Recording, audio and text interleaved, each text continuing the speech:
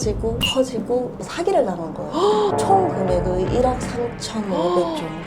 구독자인 줄 알았는데 아, 나 또 망했구나. 이러면서 선생님 수업을 안 들었다고 할 수가 없는 거예요. 나는 이 집 못 팔아요. 다른 데 알아보세요. 저봐. 막 경매로 낙찰받아서 고독산 그런 거 낙찰받고 사기던가요? 그렇게 볼 수 있는 거죠. 어떻게 보면. 그래서 저한테 쌤은 구원자였고. 안녕하세요. 당근자판기입니다. 오늘은 제 수강생분 중에서 매매사업자로 최근에 이제 또 수익을 인증하셔가지고 인터뷰하려고 모셔봤습니다. 간단한 자기소개 부탁드립니다. 안녕하세요. 저는 당근자판기 선생님 수업을 듣고 있는 쭈루입니다. 반갑습니다. 반갑습니다. 근데 진짜 오늘 너무 깜짝 놀랐어요. 왜냐면 주소를 카페로 주셔가지고 카페 작은 거 운영하시나 보다 이러고 왔는데 너무 고급스러운 카페 안으로 들어오게 돼가지고 깜짝 놀랐어요. 아니 근데 너무 충격적인 게 장사를 일단 안 하고 계신데요. 그래서 저희가 지금 이 공간을 다 쓸 수가 있고 촬영을 할 수가 있고 여기 지금 방이 3개 정도 있거든요. 이 방의 컨셉이 다 다르대요. 근데 요게 아까 뭐라고 했는데 이 벽지 이름이 뭐라고요? 윌리엄 모리스 벽지입니다. 수입 벽지고요. 대표적인 영국 화가예요.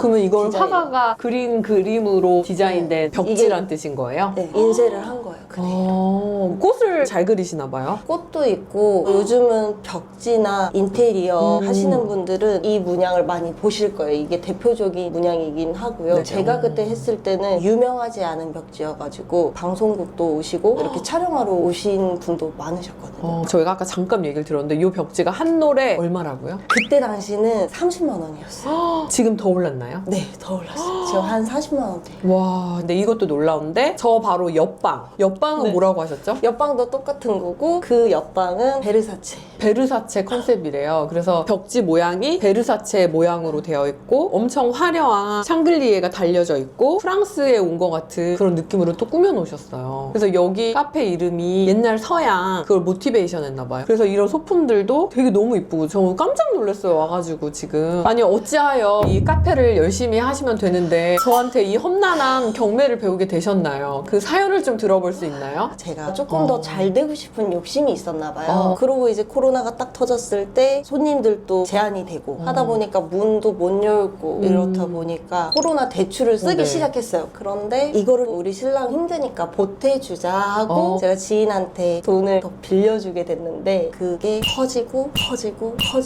이래서 사기를 당한 거예요.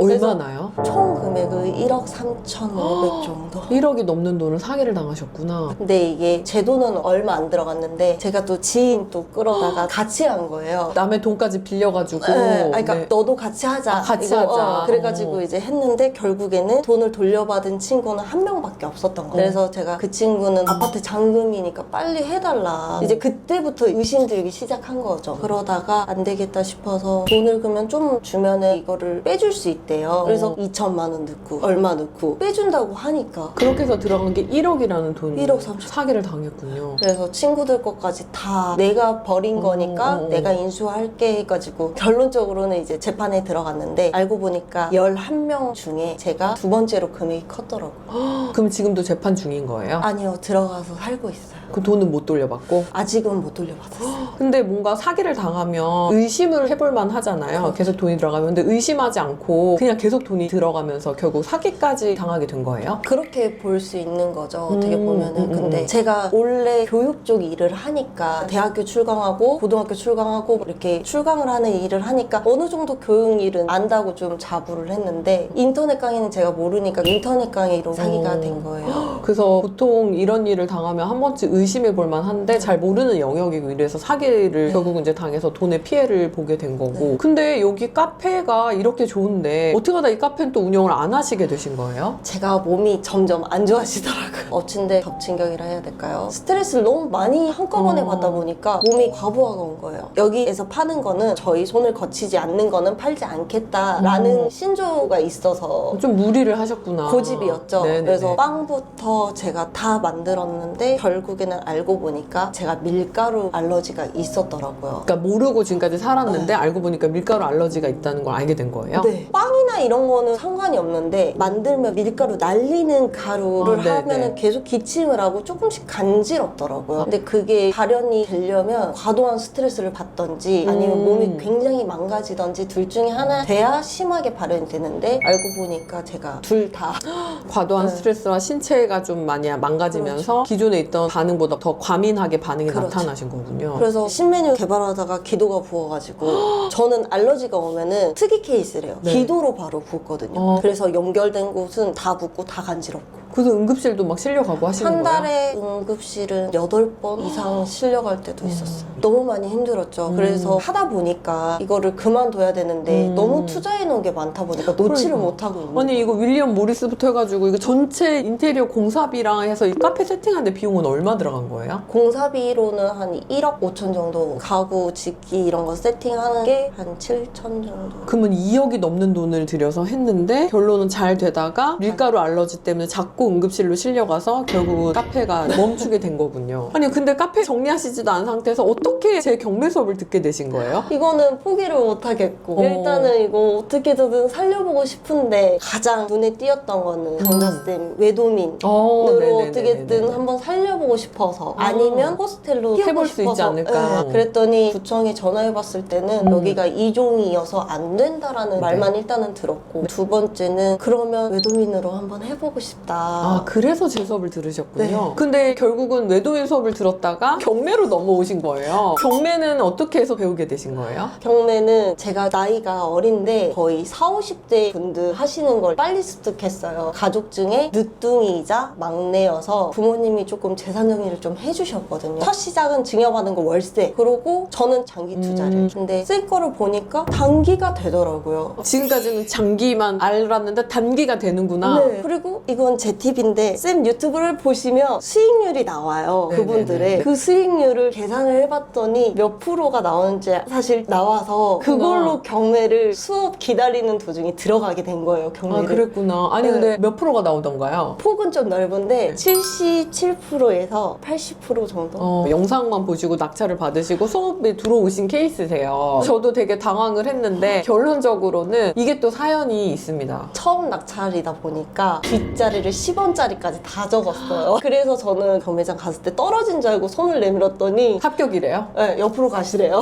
그 순간 너무 소름 돋고 그런 거예요. 이래나 저래나 저는 선생님 수업을 안 들었다고 할 수가 없는 거예요. 그쵸, 수업을 듣긴 들었죠. 사실 사기당한 직후여가지고 유튜브만 진짜 1년 동안 팠거든요. 그리고 모든 수업을 다 보고 하다 보니까 사기던가요? 아니요. 사기를 당해보고 나니까 사기가 아니라는 걸 아셨군요. 왜 아냐면 첫 번째 등기가 제 앞이잖아요. 아무 사람이 아니라 제 앞이니까 그거는 확실한 거잖아요. 네네네. 아니 그래서 얼마에 낙찰 받으셨습니까?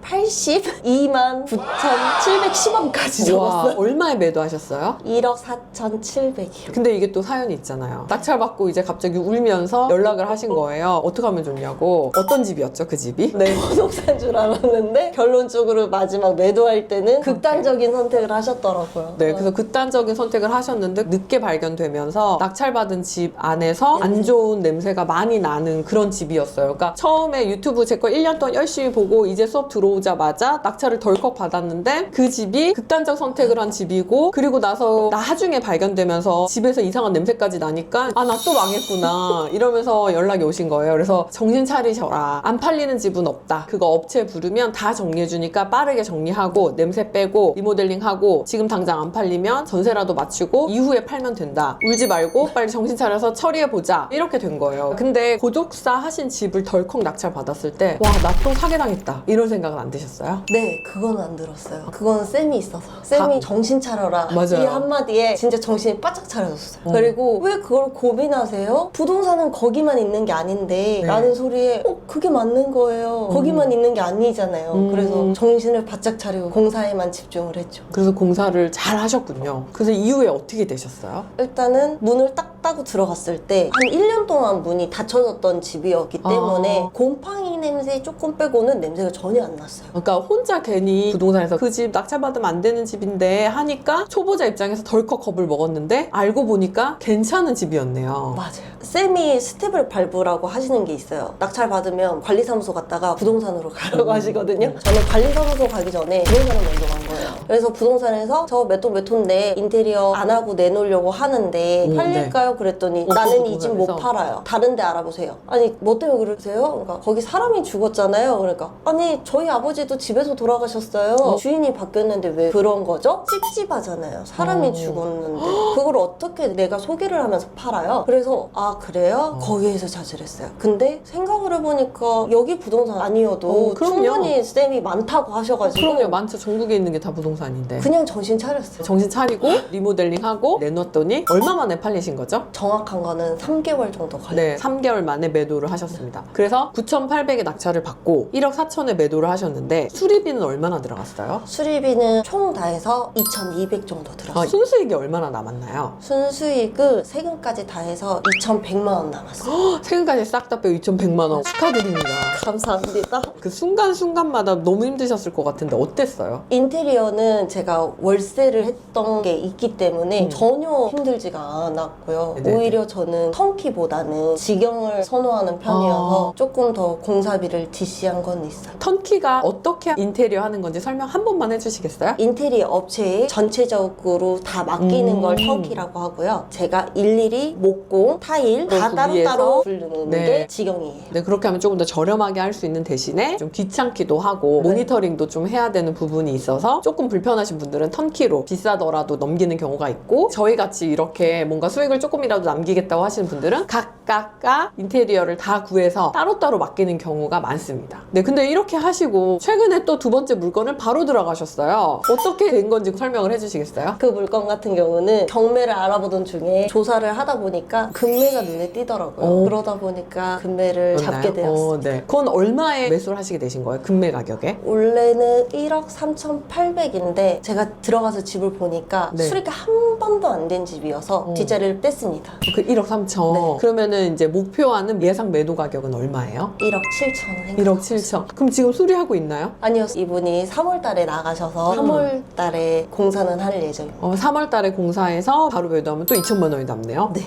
이렇게 사실은 경매로 물건 검색하던 중에 경매보다 좀 저렴하게 금매 잡을 수 있는 경우에 금매 물건을 잡아서 매도하는 방식도 시세 차익 볼 수 있는 되게 좋은 플레이 중에 하나니까 이것도 참고하시면 도움 될 것 같습니다. 근데 이 와중에 세 번째 물건을 또 하셨다고 들었어요. 세 번째 물건 아직 산 건 아니에요? 네, 산 건 아니에요. 다행히. 세 번째 물건 뭐예요? 금매는 아니고 이제 경매 쪽인데 원래 재입찰 건인데 안 좋게 끝나는 케이스여서 뭔데요? 재입찰을 갔는데 완분을 다 치렀다고 하시더라고요. 아, 그래가지고. 네, 그래서 아, 그냥 결국은 허무하게 허무하는 끝나버렸어요. 셈. 어쨌든 이렇게 경매를 배우신 지 지금 얼마 되시지도 않았는데 불도저처럼 막 밀어붙이고 있는데 저는 궁금한 게 처음에 전공하신 부분으로 강의도 하시고 그 다음에 이제 카페도 하시고 매매 사업자까지 하시는데 이 세 개 중에 뭐가 제일 재밌고 돈이 좀 되시나요? 매매 사업자만 하고 싶습니다. 저는 이걸로 그냥 쭉 가려고요. 네, 이렇게 지금 1억을 넘게 들여가지고 카페까지 세팅을 해놓고 그리고도 매매 사업자가 매력적인 이유는 뭐예요? 일단은 단기간에 수익이 난다는 점이 눈에 가장 보이는, 그죠? 네. 바로바로. 그리고 목돈이 들어오는 게 작은 게 어. 아니거든요. 학교 출강하신 분들은 아실 거예요. 3개월 단위로 급여가 나오기 때문에 비슷한 금액이 쏟아져요. 2,100만 원이 한꺼번에 3개월 일했던 걸로 이렇게 쏟아지니까 잘 메꿔야 되거든요. 그래야 유지를 할 수 있으니까. 근데 얘는 바로 떨어지잖아요. 그러니까 저는 이게 더 낫다고 생각합니다. 그러면 카페 했을 때보다 아파트 단타하는 매매 사업자가 돈이 더 되나요? 훨씬 더 되죠. 카페 했을 땐 그럼 순수익이 한 어느 정도 됐어요? 순수익이 그렇게 높진 않았어요. 딸기 케이크나 이런 베이커리 들어가는 거는 제품을 상위 제품을 쓰다 보니까 30%도 안 남았던 것 같아요. 그냥 매출이 150. 거의 카페로 1년 벌 돈을 한 3개월 만에 버신 거네요? 그래서 저한테 쌤은 구원자예요. 구원자. 그렇구나. 제가 구원자라고 합니다. 근데 이렇게 보면 윌리엄 모리스 벽지도 강남에서 사가지고 오셔서 인테리어 하시고 직접 다 만드셔서 밀가루로 쇼크가 올 정도로 그렇게 힘들게 하셨는데 결국 이렇게 하신 거보다 그냥 아파트 사서 단기 매도해서 버는 게 훨씬 수월하고 편했다라고 얘기하시는 거 보니까 여러분들도 누구나 다 할 수 있다고 생각을 하거든요. 어떻게 생각하세요? 다 할 수 있고요. 안 되는 건 없어요. 안 해봐서 그러는 거예요. 늘 선생님이 유튜브를 보면은 하시는 말씀이 있는데 안 하면 아무 일도 일어나지 않는다 된다는 말이 있어요. 안 해서 그런 거예요. 그러니까 좀 겁나고 걱정되고 그리고 이제 이거 보시면서 이럴 거야. 저봐 막 경매로 낙찰받아서 고독사한 그런 거 낙찰받고 이렇게 얘기하실 거거든요. 그럼에도 불구하고 이렇게 해내서 돈을 벌었잖아요. 이게 큰 문제같이 보이지만 지나고 나니까 어때요? 아무 문제가 안 되는 거였어요. 맞아, 이게 포인트인데 고독사다 아니면 극단적인 선택을 했다 범죄자가 사는 집이다 이런 이슈가 한 번 경험했을 때는 세상이 무너져요. 그런데 이게 한 번 딱 경험하죠? 그럼 그 다음부터는 이게 문제가 안 돼요. 예를 들면 쭈루루님이 낙찰을 받으셨는데 그 집이 만약에 또 고독사를 하신 그런 안타까운 사연이 있어요. 그때도 하늘이 무너집니까? 아니요. 이렇게 한번 경험하고 나면 사실 그 다음부터는 이게 문제가 안 되니까 그렇게 걱정하실 필요도 없고 확대해서 보실 필요도 없다. 그런 집에서도 돈을 벌고 나온다. 이거를 아셨으면 좋겠습니다. 그러면 좀 안타까운 사연이긴 하지만 카페도 망하셨고 강의도 몸이 안 좋아서 못 하시고 생계를 힘들게 연명하시다가 이제 수입원이 생겼잖아요. 좀 달라지신 게 있나요? 더 여유로워졌다 해야 될까요? 사람이 극단적인 게 앞서면 예민해지고 성격이 나빠지거든요. 근데 조금 더 여유로워지고 이걸 한번 해봤으니까 금방 돈이 모이겠다는 그 생각에 부풀어서 조금 더 여유로움이 좀 생겼어요. 그러니까 자신감이 좀 네. 생겼네. 이제 내가 카페 망해서 이제 뭐 먹고 살지 고민했는데 나 이거 하면 되겠다라는 자신감이 생기니까 이제는 좀 걱정도 사라지고 예민한 것도 좀 없어지시고 아니 그래서 이런 험난한 뭐 사기 당하시고 원래 하시던 일도 접으시고 카페도 망하신 거에 비해서 계속 웃고 계시는 거예요. 뭐가 저렇게 좋으시지 했더니 그 안에 있던 걱정이 사라지니까 맨 처음 쌤을 봤을 때 제 눈물이 글썽글썽 걸렸을 거예요. 맞아요. 네, 무슨 말만 하면 눈물이 글썽글썽 했는데 지금은 너무 감사해가지고 그것밖에 없어요. 아니 근데 저 여기 외도민도 하나 하시라고 말씀드리고 싶어요. 네. 여기는 물론 이제 실패를 하셨다고 했어요. 여기는 이제 여건상 안 되는데 이 근처로 해가지고 괜찮은 거 물건을 잡아가지고 한번 해보세요. 제가 왜 이 얘기를 하냐면 인테리어 소품이나 이런 걸 보니까 이 꾸미는 감각이 너무 아까워요. 그래서 좀 작은 규모라도 이 근처에 하나 얻어가지고 오픈하시면 되지 않을까요?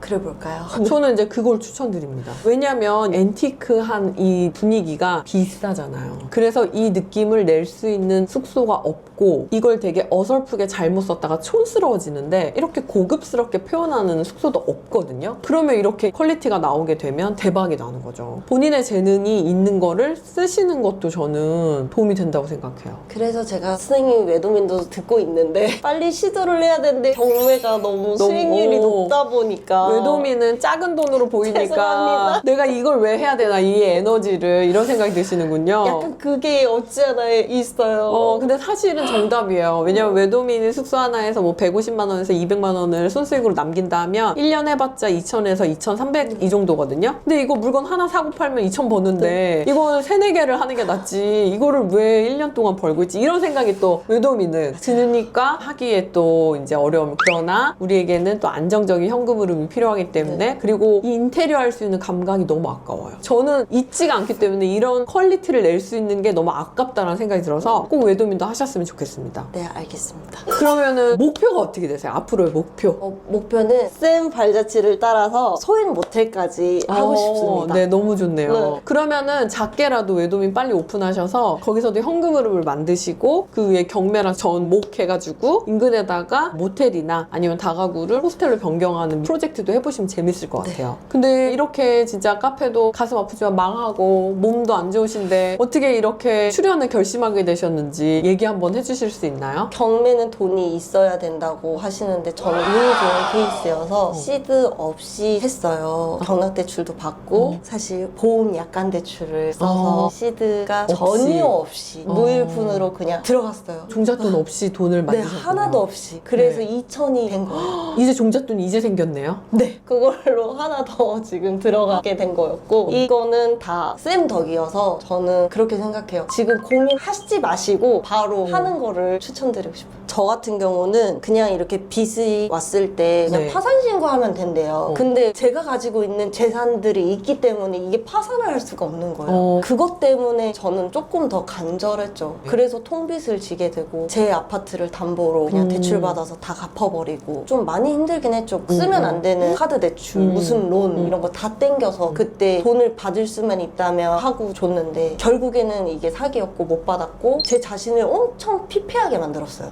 우울증도 좀 심했고 공황장애까지 와가지고 사기를 생활할 당- 수가 없었어. 무슨 말만 하면 내가 그냥 우습게 보이나? 그냥 아무렇지 않은데 그 사람은 그냥 행동한 건데 모든 사사건건에 네. 이유를 달고 그 사람이 나를 안 좋게 보는구나. 극단적으로 가다 보니까 너무 힘들었어요. 네. 근데 지금은 조금 더 여유로워졌고 어떻게 보면은 이 간절함 때문에 이겨낼 수 있었던 것 같아요. 저를 사기꾼으로 의심하시는 분들도 있거든요. 그런 분들께 한마디만 해주십시오. 절대 사기가 아니고요. 안 해봐서 모르시는 거고요. 세금이 어쩌다 저쩌다, 뭐가 어쩌고 저쩌다 막 이렇게 얘기를 하시는데 해보고 말씀을 하셔라. 안 해보고 말하는 거는 다 할 수 있는 거거든요. 맞아요. 해보면 그런 말 못해요. 저는 해봤으니까 온전히 믿을 수도 있고. 네. 고민만 하지 말고 저도 이제 실행을 해보셨으면 좋겠습니다. 오늘은 쭈루루님을 모시고 한번 인터뷰를 진행해봤습니다. 되게 안 좋은 상황에서도 아파트 단기 매도를 통해서 수익을 만드시고 그리고 또 이걸 통해가지고 두 번째 수익도 지금 현재 세팅 중에 계시는 걸 보니까 저는 꼭 쭈루루님이 잘 되실 거라고 믿습니다. 올해 꼭 물건 4개 하셔서 1억 만드시길 바랄게요. 감사합니다.